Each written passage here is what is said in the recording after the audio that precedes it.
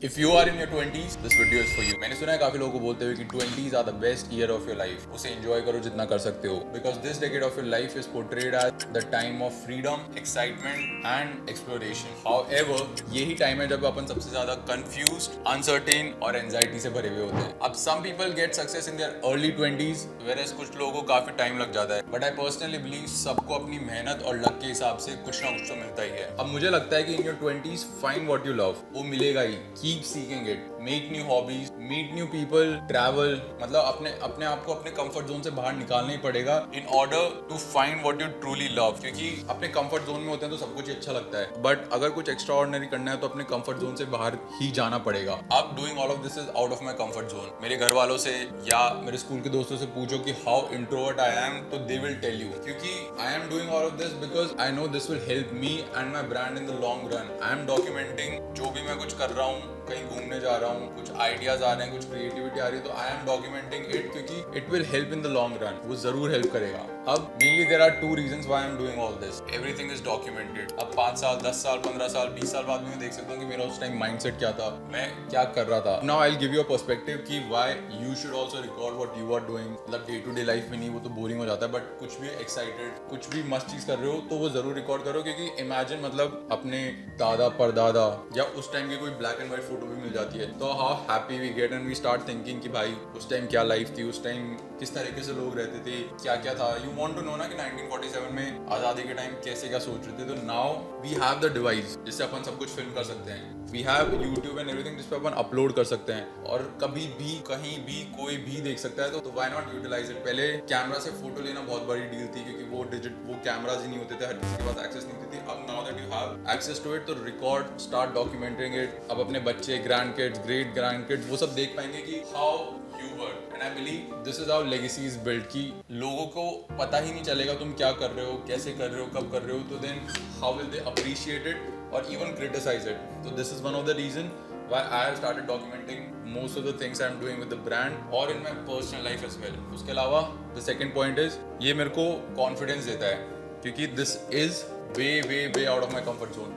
तो मैं रिकॉर्ड करता हूँ पब्लिक में या इवन नाउ एवरी टाइम जब मैं सोचता हूँ कि भाई मेरे को आज रिकॉर्ड करना है या मुझे वीडियोस बनाने हैं तो it gives me stress, it gives me anxiety. मतलब मजाक भी नहीं कर रहा हूँ. Every video I have posted like 30-40 YouTube video डाल दूंगे but still it gives me stress, it gives me anxiety कि यार कैसे क्या होगा. आई थिंक यार स्किप कर देते हैं कि भाई क्या मतलब है, what is the point of it. But then I see कि भाई मैंने चाइना में जो वीडियोस रिकॉर्ड करे थे, नेपाल में जो वीडियोस रिकॉर्ड करे थे, आई कैन सी देम कि या फिर इवन जब फर्स्ट को स्टार्ट किया था तो I have those videos on YouTube channel कि भाई मैं देख सकता हूँ how the brand was in its early days. तो this is the second reason. मेरे को कंफर्ट जोन से बाहर पुश होता है जिससे मेरे को कॉन्फिडेंस बिल्ड होता है and even it helps me with public speaking as well. Her introvert relate करेगा. They have this problem to make new friends, to meet new people, to speak out in public. Classroom के अंदर present ma'am भी बोलना होता था तब भी थोड़ी हिचकिचाहट होती थी कि यार मेरा नाम आने वाला है, मेरा नाम आने वाला है. तो every introvert can relate to that. इसलिए कंफर्ट जोन से बाहर जाना बहुत ही ज़्यादा ज़रूरी है in your 20s क्योंकि अभी अपने पास एनर्जी होती है, मोटिवेशन होता है, सब कुछ होता है तो बस अब खुद को पुश करने की ज़रूरत है. तो very important to be out of your comfort zone. Now comes procrastination in your 20s. मेरे को लगता है procrastination is the killer of your true potential. Imagine the potential lies in starting something and then staying consistent. तुम हर बार gym जाते हो break के बाद में तो ऐसे लगता है कि यार मैं कंसिस्टेंट क्यों नहीं रहा. हर बार कोई हॉबी चालू करते हो ब्रेक के बाद तो लगता है यार मैं कंसिस्टेंट क्यों नहीं रहा. अभी मैं थोड़े टाइम पहले एक रोनाल्डो का इंटरव्यू देख रहा था. उसके अंदर उसने जो उसका इंटरव्यू ले रहा था उसको बोला कि I will give you step by step book of how to become Ronaldo. But क्या तुम उसको कर पाओगे? क्या तुम्हारे पास वो डिसिप्लिन है? तो आई थिंक तो being a very successful entrepreneur, IAS बनना, आईआईटी क्रैक करना, I think there is step by step book on how to crack it, how to achieve it. हर जगह है, इंटरनेट पे भरी हुई है. But the problem is the consistency, but the problem is the discipline. वो हर कोई नहीं कर सकता और कर पाता. वो कर लेंगे तो तभी इन दैट वीडियो रोनाल्डो ने इतने कॉन्फिडेंस से बोला कि I will lay you down the steps कि भाई ऐसे रोनाल्डो बनना है बट तुम रेडी हो डिसिप्लिन करने के लिए. That is how you become the great. अब प्रोक्रेस्टिनेशन से आई हैव दिस स्टोरी. तो when I was 18 years old मेरे को चांस मिला था ऑस्ट्रेलिया जाके फुटबॉल खेलने का क्योंकि right after school I was making this connections, I was doing drop shipping and all that. तो मेरे कनेक्शंस बन रहे थे उसकी वजह से और मेरे गेम और इन सब की वजह से I got the opportunity to go to Australia और वहाँ खेलने के लिए. तो वहाँ there was this guy Mark John. उसने मेरे को बोला था कि भाई यू आर डूइंग थिंग्स जो हर कोई नहीं करता. This is something new, this is something creative you are doing तो start documenting your life. And I am talking, मैं बोल रहा हूँ कि दिस वाज 2017। उस टाइम में ही वाज टेलिंग कि स्टार्ट डॉक्यूमेंटिंग, स्टार्ट रिकॉर्डिंग जो भी अपना डे टू डे लाइफ हो रहा है, या फिर कुछ ना कुछ रिकॉर्ड या फिर बोल वीडियो में कि ये सब तू कर रहा है। And being the introvert kid I was, इतनी शर्म आती थी मेरे को उस वक्त, अभी भी आती है। तो आई डिड नॉट, मतलब I shied away from that idea. मैंने उसको बोला हाँ मैं करूँगा, but now that I think कि मतलब वो नॉर्मल लगता है, बट उस टाइम वो थॉट भी मेरे लिए बहुत बड़ा था कि भाई मैं रिकॉर्ड करूँ। आई स्टिल, मैंने 1-2-4 वीडियो रिकॉर्ड करे थोड़े बहुत पर्सनल के लिए, किसी पेन ड्राइव है उसमें होंगे। नाउ इमेजिन, मतलब मैं प्रोक्रेस्टिनेट कर रहा था, डिले कर रहा था, डर के कारण, लोग क्या सोचेंगे उन सबके कारण। बट इमेजिन 2017 में if I started recording, documenting जो भी मैं कर रहा था, तो मेरे पास क्या तो मेमोरीज होती, क्या कॉन्फिडेंस बिल्ड हुआ होता और क्या सारा कंटेंट होता। अब प्रोक्रेस्टिनेशन की वजह से ही हुआ। तो इसीलिए if you have an idea, executed, सोचो मत, टेंशन मत लो लोग क्या कहेंगे, और स्पेशली प्रोक्रेस्टिनेट मत करो कि भाई मैं कल कर लूँगा, परसों कर लूँगा, क्योंकि टुमारो नेवर कम्स। इसीलिए I am also recording all this कि भाई मेरे को अब प्रोक्रेस्टिनेट नहीं करना। हाउएवर द आउटकम इज, भाई at least do it with everything. Consistency के साथ तुम लोग इम्प्रूव करोगे, कंसिस्टेंसी के साथ एवरीवन गेट्स बेटर। अब इन योर 20s सब कुछ बहुत ओवरवेलमिंग होती है। थोड़ी सी सक्सेस मिल जाती है तो ऐसा लगता है पता नहीं क्या ही अचीव कर लिया। थोड़ा सा कुछ गलत हो जाता है तो अपने आप को सबसे बड़ा फेलियर मानने लग जाते हैं। Everything is way exaggerated in our mind. लोगों के लिए नहीं, बट अपन को पर्सनली हर चीज़ 10 टाइम्स एग्जैजरेशन के साथ फील होती है, and which is very natural. वो हर बंदा फील कर रहा है, बंदी फील कर रही है वही चीज़ कि कुछ अचीव किया, बहुत अच्छा लग रहा है, कुछ इतना सा गलत हो गया तो सोचेंगे यार आई एम अ फेलियर। तो ये सबके साथ होता है और ये बहुत नेचुरल है।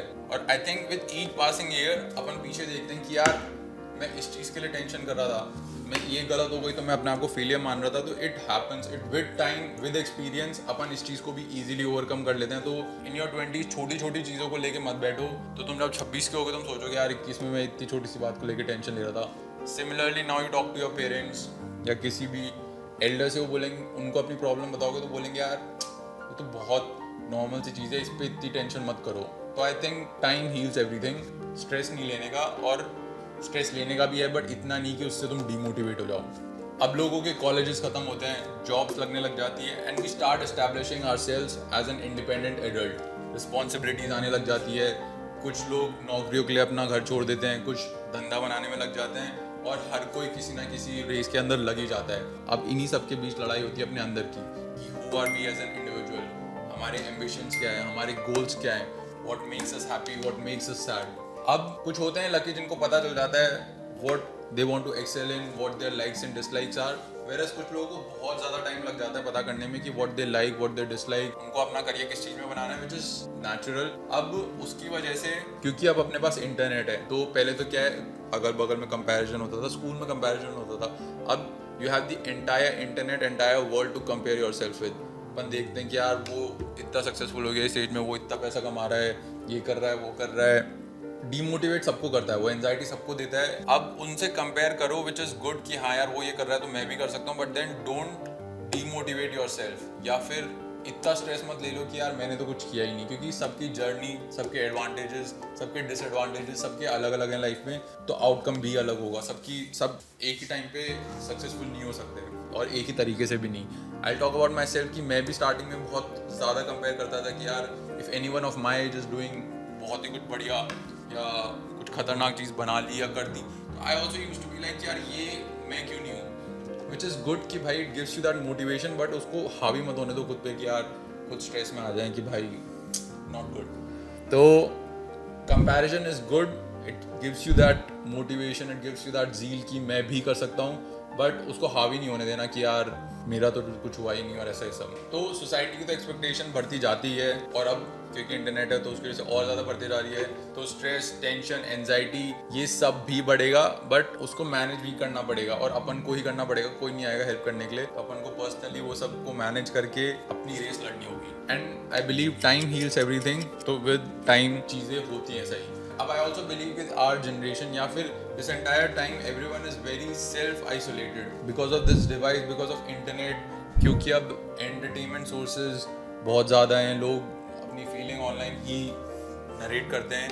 तो I think everyone is very isolated. उसकी वजह से लोग अपनी प्रॉब्लम्स और जो भी दिक्कतें हैं पर्सन टू पर्सन बात नहीं करते हैं। तो आई थिंक आर 20s एक रोलर कोस्टर राइड की तरह है कि बहुत ही हाईज और बहुत ही लोज आते हैं। तो बस यही है कि जब अपना हाई आए तो उससे इतना मत खुश हो जाओ कि भाई I have done something very very extraordinary. खुद को पैट करो and then get back to work. And similarly lows बहुत ज़्यादा आएंगे, एकदम नीचे से नीचे गिर जाओगे, but still you have to get up और अपना काम वापस करना है। एकदम ऐसे नहीं कि यार अब तो कुछ होगा ही नहीं, अब तो मैं कुछ कर ही नहीं सकता। तो highs of highs and lows of lows दोनों ही आएंगी। दैट इज़ योर 20s और that is your entire life. तो अपन को वो ऑब्स्टिकल्स फेस करने पड़ेंगे, एम्ब्रेस करनी पड़ेगी वो feeling and we have to move on. तो live life to the fullest और उसके लिए मेहनत करनी पड़ेगी। मेहनत का कोई और रिप्लेसमेंट नहीं है। Fortune favours the bold. तो मेहनत करो, स्ट्रेस मत करो, अपने हाथ में सिर्फ मेहनत है, मेहनत करते रहेंगे एंड सी यू सून।